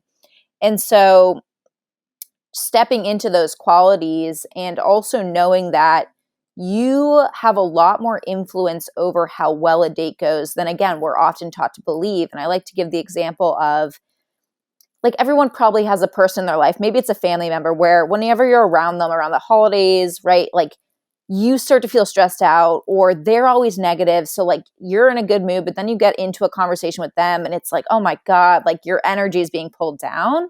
And then there's other people in our life where like whenever they're around us, like we feel like we're laughing or we're funnier, right? Or we're more happy or just like their energy is uplifting us. And so you also have the ability to influence like what qualities you pull out of someone as well. So if you're showing up to a date like stressed and just like burnt out from the day, that's going to influence that other person, what they're bringing as well. So yeah, it's really, really interesting when you start to like play around with it when you're going on dates or having conversations or meeting people, like just how you can shift your experience by like shifting how you're approaching it, right? Because we often like, especially with dating, there's so much focus on the other person, right? And we're like looking for all these things in them, but it's like, what are you doing, right? And that's really the only thing we can control anyway, is how we're showing up. No, I love that. And that's so true. Where like people will focus more on, oh, my future partner needs to have X, Y, and Z. But we don't really think about, okay, how are we becoming the best version of ourselves? What are we doing to be the kind of partner that our future partner is excited to be with as well? So focusing on both ends of the spectrum, both being clear on what you want, as well as constantly improving yourself and being the kind of a person who attracts the kind of life that you want as well. For sure. Yeah, I feel like there's two. It's like, especially with dating apps, we're often judging people very quickly on like these qualifications almost that like at the core of it don't really matter that much in a human connection, right? It's like, okay, you see their job, you see where they live, like, Their height. yeah, exactly. Like you see these things that it's giving like a very like snapshot 2D like billboard of this person when in reality, like the core values of like personality and energy and all those things like really form that connection. And it's like, it's almost like a lot of the times it's not logical necessarily. And I think that's what people get frustrated with because it's not necessarily something that you can like predict. Like people often with, especially with dating apps, they'll be like, well, how do I know that they're going to be great? Or how do I know? I'm like, well, you don't, right? It's even like if you meet someone in person, you don't necessarily know their intentions right away or like know everything. Um, but yeah, I feel like just relationships and dating, it's kind of one of these more of like an art of life versus like a science, which can feel frustrating when often like other areas like wellness or fitness or career can feel more like sciencey or like predictable in a way. Yeah, and I think one good relation to the whole thing of dating is previously we talked about how people will be chasing goals and they think that achieving it will give them certain feelings. Similar to dating, we're like, what person is going to make me feel these feelings? But you can't make the direct correlation. You can't know ahead of time without testing it. So going out and meeting people, learning how this type of person makes you feel, which characteristics maybe you're attracted to and which kind of turned you off. And then over time, being able to become more in touch with yourself and learning what actually makes you happy versus what you think makes you happy. And then also learning what's negotiable and non negotiable. Because in our head, we want a person who has X, Y, Z, and they have $10 million and blah, blah, blah, blah, blah. But it's like, how much do these things really make you happy? And realizing that the less things you need in a potential partner, the easier it is to find. So becoming Mm. very clear on what are the non-negotiables and what are things that you're willing to relax on a bit as long as this person makes you feel happy, loved, and appreciated. Definitely. And there's so many things too where like as the relationship grows, you and your partner, right, could grow into as well. So like some things that like might not be doing right off the bat, or it might not be as strong as you want it to be right off the bat, like that can grow. And I think often there are the non-negotiables. Like of course you need to be attracted to this person. Like there needs to be that. But they of course need to make you be feeling happy and appreciated and supported and all of that good stuff. But there's so many things that I feel like often it can be easy to judge right away, but often thinking about like, would I want someone to judge me for this, right? Or to judge me because I said this one sentence when like I instantly regretted saying it or whatever me. You know, of course there's like glaring things that we don't want that we want to pay attention to, but approaching it from like a more human approach versus just like just negating someone right away will allow you to get to know someone on a deeper level and like really see if there's potential to grow into the relationship together. Yeah, I think it's so important to give people benefit of the doubt because one, you would want them to do the same for you. And two, you have to realize that you're kind of shooting yourself in the foot when you don't give someone the benefit of the doubt. Because maybe this is a great person that's sitting on the other side of the table and you're just looking for reasons to disqualify them early on. So just because they said one sentence that you didn't like, all of a sudden you're like, oh, this person's not the person I want to be with. When it's like, all right, let's take a step back and let's see who they are as a full person versus just projecting onto them, thin slicing, looking at this one thing they said. Yeah, and to give an example of that, that could have very easily gone another direction. Like the first date that I went on with my boyfriend, he wore sweatpants. And I literally, and granted, he had been like at work, like he was doing like inventory and stuff. So like he was working all day. I didn't know that at the time though, right? And he spontaneously asked me, he didn't think I would say yes because it was like a Monday, but I did. And so I remember seeing that and I had a very like lighthearted, no pressure attachment to this person right at the time. But in my head, I'm thinking he's either confident or he's a degenerate, right? Like, I don't know, but this is kind of a funny story. Let's go with it. And I could have very easily like judged it right away, which like granted, yeah, probably not the best thing to wear a first date. But, you know, it's like funny because if I had like said no, or if I had like instantly been like, oh, I gotta go, or like even after the date and like, I can't believe that happened, nothing else would have ever progressed. And so it's like, of course there are glaring things, but also like, how can you ensure that like you're having fun with it and like be like, at least it's a good story, or at least I'm going to learn something, or at least this is what I am not going to do on a date or whatever it may be. You bring up a good point, which is having fun with it. Where when you go on dates, you're meeting potential partners, or I guess going after whatever it is that you want. Your goal should be to just have as much fun as possible because then, regardless of what happens, your date was a success versus putting so much on your pressure to be like, oh, we connected over these five things or this specific things happened.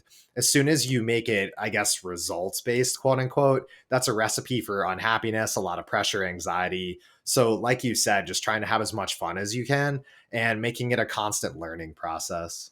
Definitely, definitely. Yeah, it's like if you're going to date, why not have some fun with it? Why not make it, an exciting thing versus like a lot of people view it as this boring chore that has to be done.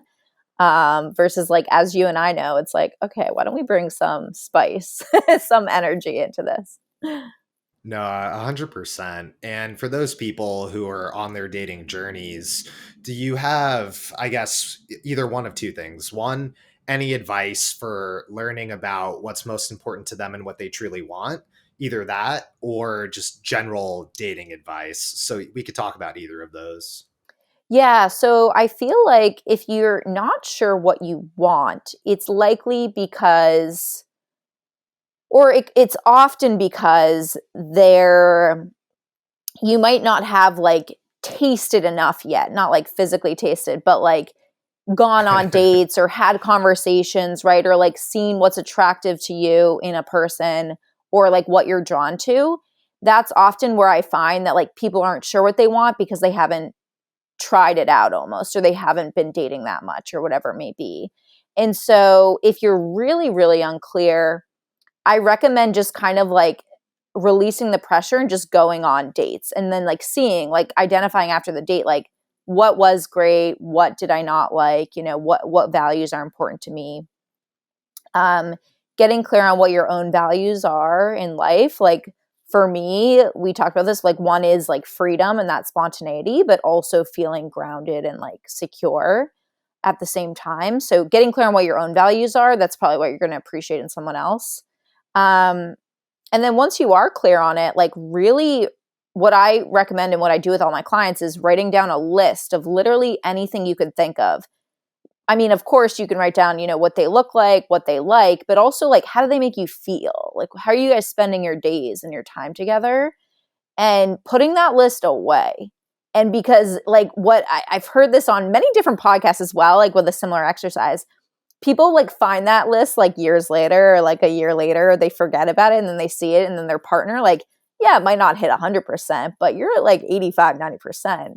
And often the last couple of things are like things that you can grow into together. So the universe works in interesting ways. So like once you get clear on it, that reticular activating system is going to start filtering in people that you're, focused on those qualities for. It is funny because I completely agree with that. When you're more open to it, that's when opportunities do arise. I found in my own personal life as well, when you're more open to, okay, I'm less focused on work right now, I'm more focused on dating. That's when all of a sudden these dating opportunities pop up. It's like not much really changed besides your mindset there. Yeah, and the course I'm taking on manifestation specifically, they talk a lot about the conscious mind versus the subconscious mind, and that the subconscious, which is ruling like pretty much everything, 95% of the mind, um, it associates pressure with like survival.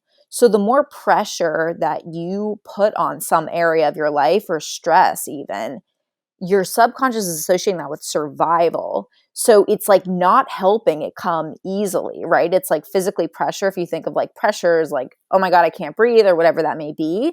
So the more that you can release that pressure, like the more enjoyable experience that you're going to be having. Um, and, not really associated as much to that.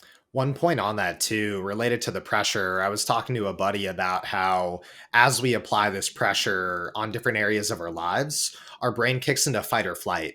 And when your brain is kicked into fight or flight, you're devoting very critical resources such as energy, blood flow, things like that to your vital organs and just maintaining survival, where when you're doing this, you're not as able to clearly visualize the life you want, think more abstractly. You need to be in a peaceful, enjoyable, excited mindset to be able to start to think of these big picture things. If there's a tiger in the bushes next to you, your brain's not going to want to allocate resources to thinking 5 years ahead and what life you want. It's going to be focused on just surviving now. Hmm. So learn to, like we talked about earlier, step away, be in a zened out state. And then when you do have that peace and space, you'll be able to better understand yourself as well as to have fun creating the life you want and thinking about the possible options. Definitely, definitely. That's so huge. Yeah, like really regulating your nervous system so that you feel calm when you can envision that. Yeah, because it's like if you're not calm, it's just not a priority. The fight or flight is. And related to dating, one more thing I'd like to talk about is okay, so people have gone, they've learned about what they want. Maybe I'm someone who, okay, I really want a partner who shares my love of weightlifting, or I'm super into tennis and I want someone who plays tennis. I'd love if you could talk a little bit about how to go about and meet these people. Because I think that one funny problem people always run into, and I hear everyone talking about this, it's like, oh, I didn't meet so and so at the bar or the club, and you can meet plenty of great people there, but it's all about also meeting people around your shared interests and not just sticking to the expected approach of, okay, everyone meets at bars, everyone meets at clubs, everyone meets here, so let me go do that. I'm not sure if that's something that you've run into as you've been helping people with their dating journeys. For sure, because that's a really big focus is like, okay, where do I meet this person, right? And so, yeah, shared interests are big and also shared values as well. Where are the people that value the entrepreneurial mindset or, whatever it may be for you? Like, where are they going? And there's, because dating apps are so big, but also I like to think of dating like meeting people in the same way that you would diversify an investment portfolio, right, and have multiple investments. You would like also diversify your dating portfolio, if you will, or dating life, where you have more opportunities to meet people. Because again, it's releasing that pressure that's focused on like one stream of dating or meeting people rather. So yeah, I feel like there's many different things. I would first start to look for, along with dating apps, like how can you join organizations, join clubs, leagues, right? Things that are matching up with the interests that you have, because then when you attend it, right, it's like, I'm going to have a good time regardless um, of, who's there. And also keeping in mind that the love of your life might not be there, but like, you don't know who the people there know. And I think that's something often people forget, and they'll go to like an event or a meetup or like whatever. And they're like, oh, there's no like hot guys or there's no hot girls or whatever. But it's like, did you make a connection there with someone that you don't know yet, right? Because then you don't know where that could lead. So keeping an open mind with that. And I think also too, like if you live in an area where there are um, restaurants or bars, whatever it may be, yes, it's good to go out at night if you want to do that, but also like becoming a regular at a spot, or maybe it could be a coffee shop. Maybe it could be like your gym. I know you're like the pro at this, Jake, is like being the regular, being who everyone knows. And then obviously you meet a ton of people, right? And how you have all those connections. So basically be like Jake. But you are the expert at this. But like once people know who you are, right, at a place that you go frequently, you're just naturally going to meet other people through them as well.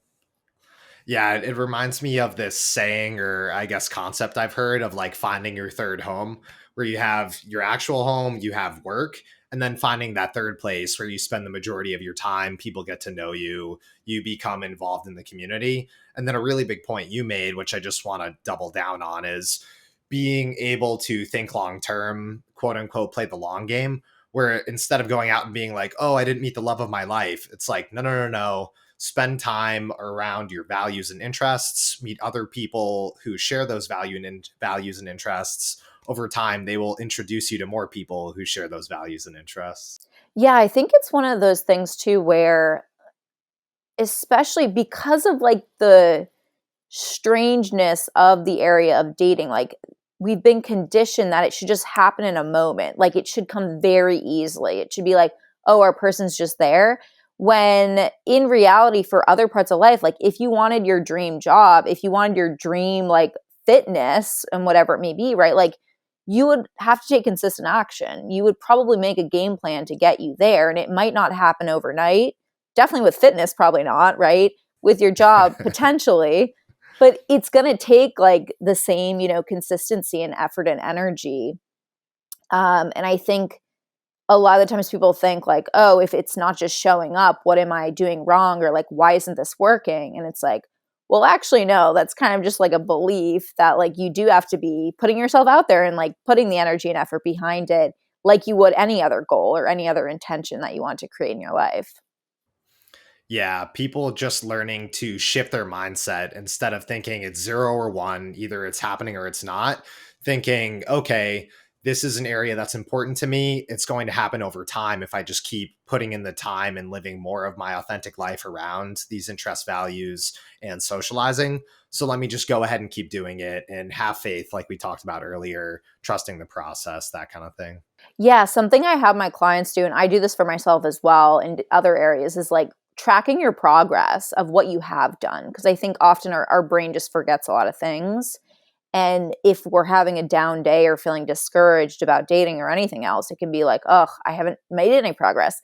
But if you can like open up the notes app on your phone and have a list of like, okay, I did go out that night. Okay, I did talk to this person, right? It doesn't have to be nitty gritty or too much detail, but having, again, going back to that track record, because then you're again just reinforcing in your mind, like, I am making progress. Like, this is happening. I'm stepping into this. Yeah, really focusing on what's in your control and the binary of am I taking action? If I am taking action, then I am getting closer, even if it doesn't feel like it. For sure. For sure. Yeah. It's huge. One other question I have is for those people who are single and maybe thinking about, oh, should I get into a relationship? Do you have any advice for deciding, okay, should I stay single? Should I get into a relationship? Kind of going back to pros and cons. I know that there's pros and cons to everything. So I'm wondering, like, your thoughts on maybe staying single versus being in a relationship and when it might be time to seek a relationship or be open to a relationship.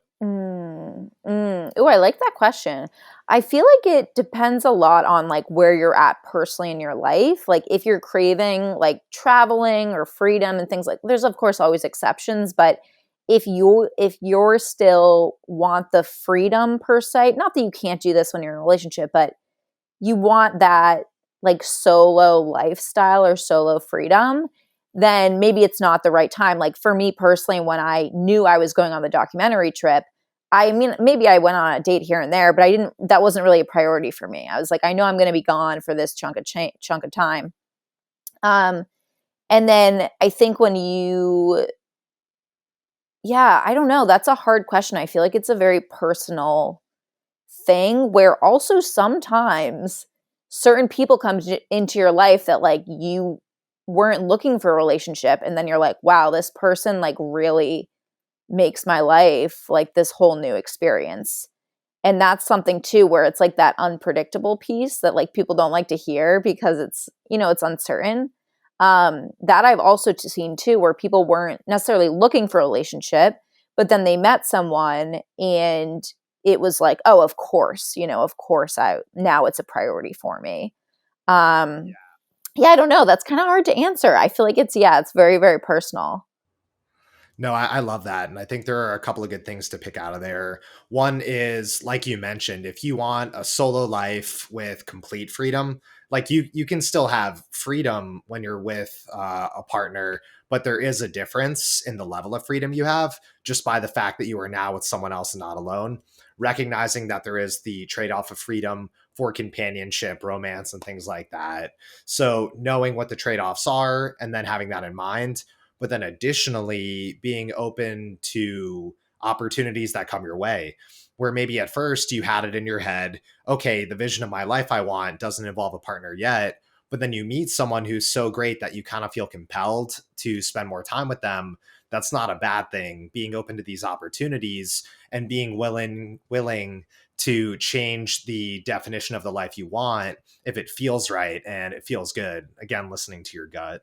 Yeah, I feel like especially with dating and relationships, it's a lot about like it goes a lot about oh my god, I can't get the words out. It's a lot about feeling, right? It's a lot about how you feel around that person and like what they bring out of you and what like you bring out of them in the experience there, which it can be hard to like quantify that, like until you're in it, it's like okay, it's hard to like kind of I don't know, just hard to quantify it, but yeah, I love what you're saying there. And then what I'd like to hop into next is one, just a few wrap up questions. And then after that, if we could just hear where people can find out more about you. So starting with the wrap up questions, I'd love to ask, what's your definition of success and why? I know that everyone has different definitions. Some people might want to be a big business mogul, other people might want to travel the world. So I'm wondering what yours is. I love this question. My definition of success is waking up every day and being able to spend the day how I want to spend it and being able to do what I want to do. It's like the core of it. No matter what the day is, I can wake up and I have the freedom to do so. Yeah, it's funny because it's pretty much the exact same thing for me. Just complete freedom, complete spontaneity, and being able to just embrace that as a lifestyle. Yeah, I heard like a quote on, I forget what I was listening to years ago, but it was this like motivational speech, and it was like to be able to live, like wake up on a random Tuesday and to live the life of your wildest dreams, like that is like that is the best version of life. And I was like, yes. And so I always have like a weird thing for Tuesdays now where like if I can do something like cool or like weird or unique on a Tuesday, I feel like the ultimate rebel in the best sense. No, I'm super with you. This highlights one point that I think about a lot, which is people are often trying to look for escapism. Oh, I need to go on this crazy trip. I need to go on this wild adventure. I need to go spend a ton of money, maybe renting out a yacht or going to the club. But after all these crazy adventures, you return back to your normal life and you are faced with your normal life again. And so, what can bring more happiness over the long term is building out a life where day to day you're more excited, you enjoy that day to day life more. So, going on trips and fun adventures can add a lot of fulfillment and excitement. But by focusing on building the life you want that you don't need to escape from, you're able to wake up every morning, like on that random Tuesday you mentioned, and you're excited and thrilled just to live your life versus feeling like you need to get away from it. So I think that that's something that people could think about. How do I build the life I want where I can increase my baseline happiness every day versus, oh, how do I just keep grinding away and then escape from it occasionally by going on a trip or spending a lot of money or things like that? Definitely, definitely. The next question I want to ask is, if you could go back, is there anything that you would have done differently? Or another way to rephrase this, is there any advice you might give to someone who was in a similar position to you, maybe in younger Michelle's shoes? Ooh, oh my gosh. So I know I feel like the cliche answer is like, no, I wouldn't because it led me to where I am. But I think I would have, I would have, if I knew what I knew now, I would shift my career quicker, or I would make decisions quicker than I did at the time. Because I knew it wasn't what I was supposed to be doing. I knew it was time to make a shift, and I stayed in it for way too long. This also happened with my last like longer relationship where I stayed in it even though I knew, because people were telling me something different. Like they're like, "Why would you leave this?" Or like, "Everything seems great," or whatever it may be. So really it comes down to I was listening to other people's advice or opinions or thoughts rather more than I was listening to myself. And I always knew internally, but I wasn't necessarily listening to that inner voice or that gut feeling just yet. Um, so I would, for anyone listening, I would get quiet with yourself and tune into what do I truly want? What would, if nothing could go wrong, if everything could go right, what would I actually do? And then make that decision or take a step in that direction before your brain starts to talk you out of it, because it inevitably will. 100%. No, that's awesome. Like really visualizing the life you want, listening to your gut, and thinking about what decisions would I make if fear wasn't driving my decisions. If I could do anything, what would I do? Yeah, there's a great exercise I did years ago. It's actually, I believe it was in Tim Ferriss's book, The 4 Hour Work Week, where I forget what he calls it, but it's essentially, which I don't Fear normally. setting, I Yes, think. yes, yes, yes. Where you go to like the worst possible, or like the every fear that's coming up, and you're like, okay, if this happened, like what would actually happen? Because often, for me personally, like the worst case thing I could think of, I'm like, okay, I lose all my money, I get kicked out of my apartment. Uh, I don't even know what else there would be maybe at that point, but For me, I'm like, okay, but like I have a, oh, Sorry. no, it's okay. um, yeah. So basically, going to any fear that you can think of, thinking about like, okay, what would actually happen and getting it like out of your head onto a piece of paper. Cause for me, it was like, okay, I could like lose all my money, go into debt, get evicted from my house or apartment, like lose my car, whatever it may be. But I'm like, okay, if that actually all happened, which is very unlikely it will, right? Then like I do have like I could stay with my brother for a little bit. I could stay with a friend, right? I could get back on, I could get a job, right? Whatever it may be. So often when you get it out on paper, it makes it feel like our brain, like you were saying earlier, it starts to create solutions. And we're like, okay, if this actually happened, this is what I would do. And then it provides that assurance. That's awesome. Yeah. So fear setting. And then two more questions. One is, where can people find out more about, where can people find more of you? Where can people get in touch with you? Where can people reach out if they want to learn more about your journey or maybe get a little bit help with high caliber dating? Yeah, so the easiest place would be to go to michellewax.com, so wax like beeswax. And that would probably be the easiest. And that has, the links to my email and to Instagram and all of that. And yeah, if anyone has any questions, anything you're going through, like always reach out because I love to talk about this type of stuff. Awesome. Yeah, I really enjoyed talking about it as well. And then last question is, any parting advice or thoughts you'd like to share with our listeners? Ooh, I think a really big one which we touched on is like knowing that the quote unquote negative emotions or the self-doubt or the fear or the nervousness or the stress, it will come up. It's a part of being human.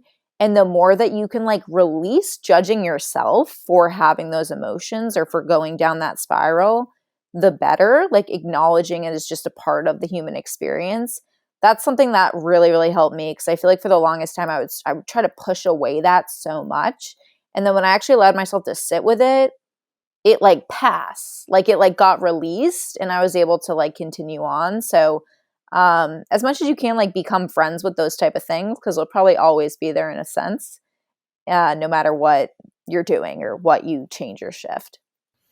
Yeah, just learning to really be in touch with who you are, accepting yourself for who you are, and knowing that these negative emotions are not you, and then just sitting with them, and then eventually they will pass. For sure, for sure. Awesome. Thank you so much for coming on the show, Michelle, and looking forward to sharing this with our audience. Yeah, thank you so much for having me. All right, I'll talk to you later. Bye. Bye. All right. Thanks for tuning in, everybody. I hope you enjoyed this episode and got some value from it. If you want to hear more content on decision making, thriving in uncertainty, eliminating ambiguity, and regret minimization, as well as other similar topics, feel free to check out my YouTube channel and my website, letsgetreckless.com.